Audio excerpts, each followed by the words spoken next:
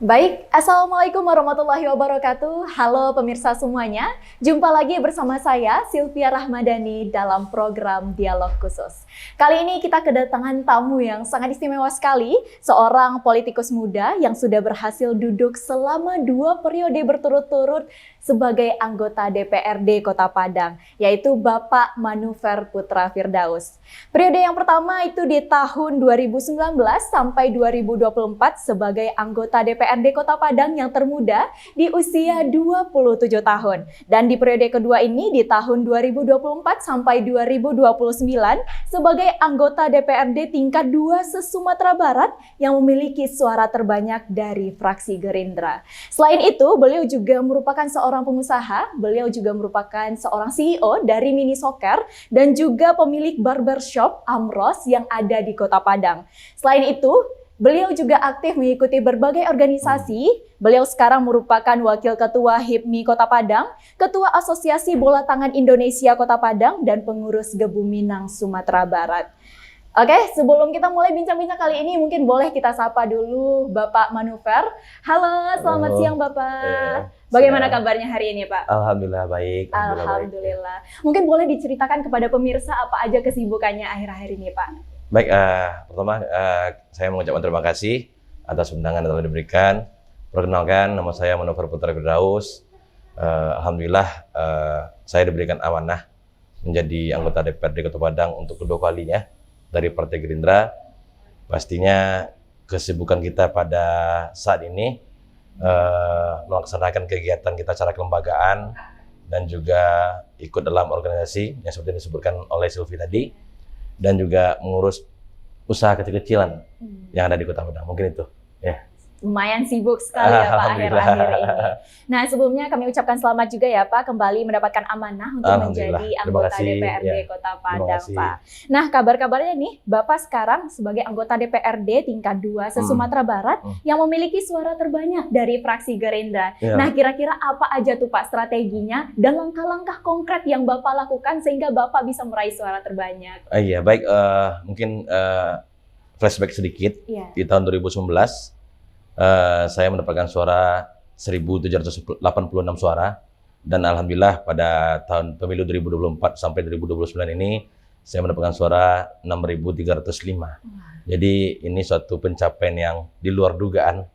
Dan saya mengucapkan terima kasih yang sebesar-besarnya kepada seluruh masyarakat Kota Padang, khususnya di daerah pemilihan saya itu di Dapil 1 Kecamatan Kota Tengah.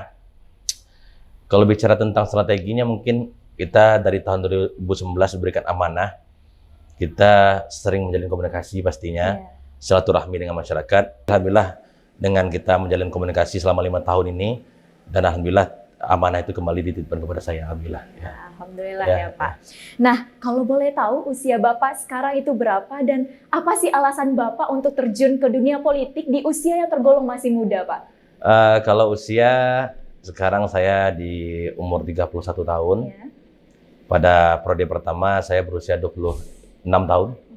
Dan kalau bicara tentang apa sih semangat anak muda ya untuk bisa berkarir politik, yang pastinya juga bagaimana kita bisa berpartisipasi selaku anak muda mengambil posisi untuk bisa ikut dalam lembaga-lembaga baik itu DPRD maupun dalam eksekutif nantinya.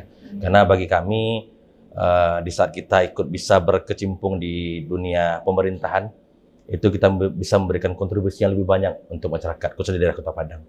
Oke Pak. Nah, selain berprofesi sebagai seorang politisi, Bapak kan juga berprofesi sebagai seorang wirausaha. Nah, kira-kira apa aja sih tantangan-tantangannya Pak dalam menghadapi dunia yang seperti itu, dan gimana cara Bapak membagi waktunya?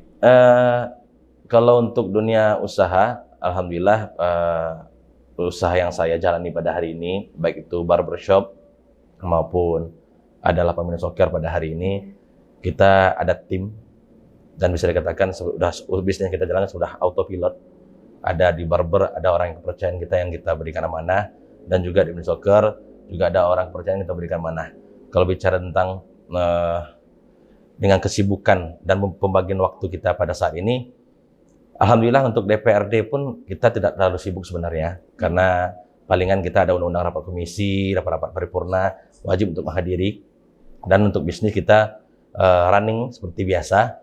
dan berkomunikasi karena punya grup dan punya sistem yang terbangun, dan pastinya itu bisa membuat kita lebih bisa memaksimalkan hari-hari kita untuk bisa melewati aktivitas yang kita jalankan. Ya. Berarti lebih ke manajemennya. Lebih ke aja manajemennya, ya, benar.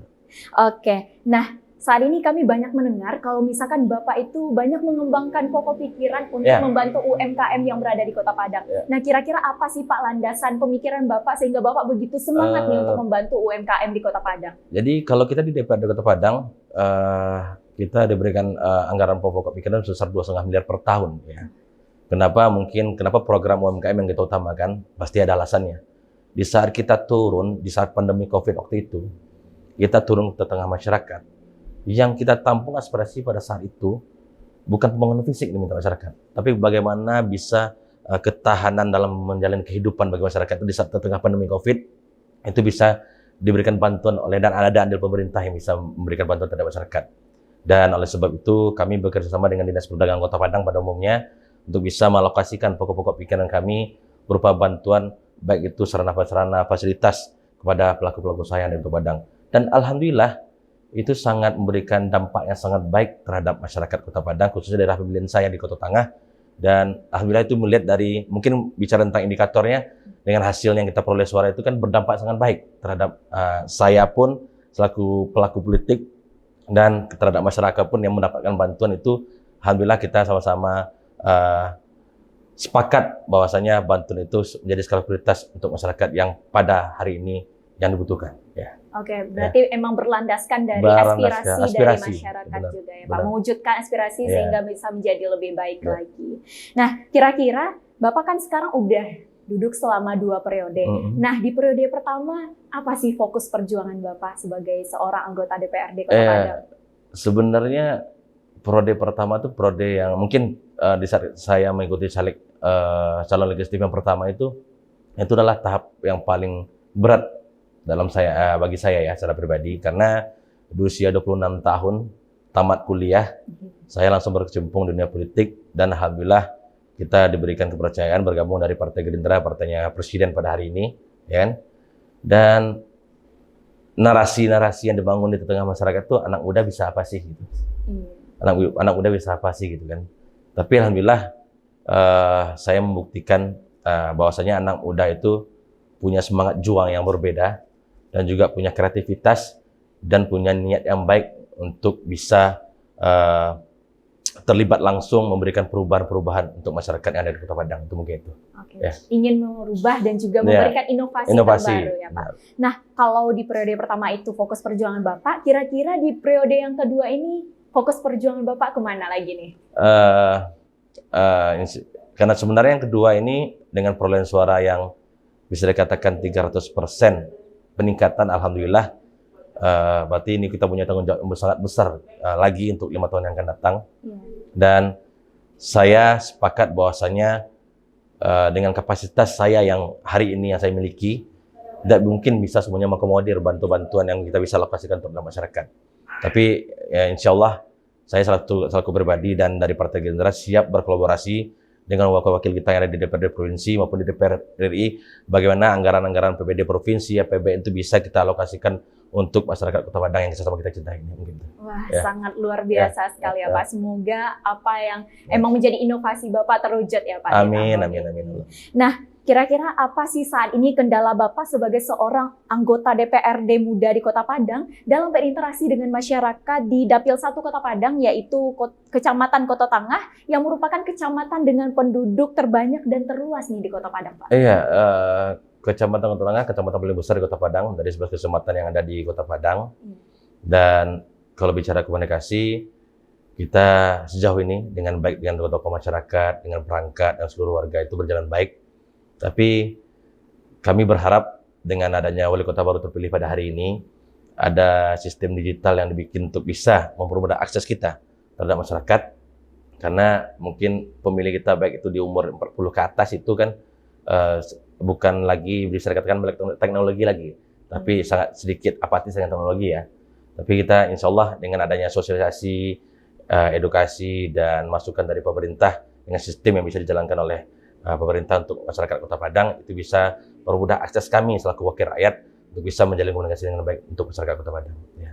Oke Pak, nah selama duduk di 2 periode nih Pak, kira-kira bagaimana sih pandangan Bapak melihat wajah Kota Padang saat ini Pak? Kota Padang kurang lebih pada hari ini 1 juta penduduk yang ada di Kota Padang, dengan ada crowded-nya pada hari ini, dan juga ada beberapa program yang harus dituntaskan, dan kita berharap ini tantangan baru bagi pemerintahan yang baru ini, karena dengan efisiensi anggaran pada hari ini yang disampaikan oleh pemerintah pusat, oleh Bapak Presiden Bapak Prabowo itu, bagaimana kita bisa meningkatkan PAD untuk bisa melaksanakan program-program yang baik di Kota Padang. Salah satunya program unggulan dari Pak Wali terpilih itu mengenai BPJS ya. Itu butuh anggaran yang besar, apalagi dengan penerimaan P3K pada hari ini, kita butuh anggaran kurang lebih 200 miliar per tahun yang harus kita alokasikan untuk masyarakat Kota Padang. Oleh sebab itu kita berharap DPRD dan pemerintah eksekutif siap berkolaborasi bagaimana nantinya ada inovasi dari pemerintah Kota Padang untuk bisa meningkatkan PAD Kota Padang untuk bisa mewujudkan visi misi dari wali kota terpilih nantinya. Ya. Oke, luar biasa sekali ya Pak. Nah, kira-kira Bapak ada punya closing statement nggak nih Pak sebelum kita tutup perbincangan kita kali ini Pak? Closing statement ya? Iya, closing statement. Baik, terima kasih kepada teman-teman anak muda, pada teman-teman kita semuanya selaku generasi muda, jangan pernah berhenti bermimpi ya, dan jangan pernah apatis dengan politik, karena seluruh kebijakan yang diambil oleh pemerintah itu semuanya itu terlahir dari keputusan politik. Dan oleh sebab itu kami berharap pada seluruh anak muda terlibatlah dan berpartisipasilah terhadap politik. Kalau bisa kita bukan sebagai penonton, tapi bisa menjadi pemain untuk bisa terlibat dan berpartisipasi dan bisa merubah kebijakan-kebijakan yang ada untuk bisa memberikan kontribusi baik terhadap masyarakat. Terima kasih. Wah, sangat luar biasa sekali ya Pak. Sebuah perbincangan yang sangat luar biasa sekali bersama dengan Bapak Manuver Putra Firdaus, sangat memotivasi dan penuh inspirasi sekali, terutama bagi generasi muda. Tidak perlu takut untuk berkembang di usia muda, karena ada banyak hal yang perlu dikejar ke depannya. Kita sudah sampai di penghujung acara pemirsa, semoga perbincangan kita kali ini dapat bermanfaat bagi pemirsa yang ada di rumah ataupun bagi diri kami sendiri. Terima kasih sudah menyaksikan dialog khusus kita kali ini. Semoga kita bisa bertemu di lain kesempatan. Saya Sylvia Rahmadani, pamit undur diri. Wassalamualaikum warahmatullahi wabarakatuh. Terima kasih banyak Bapak.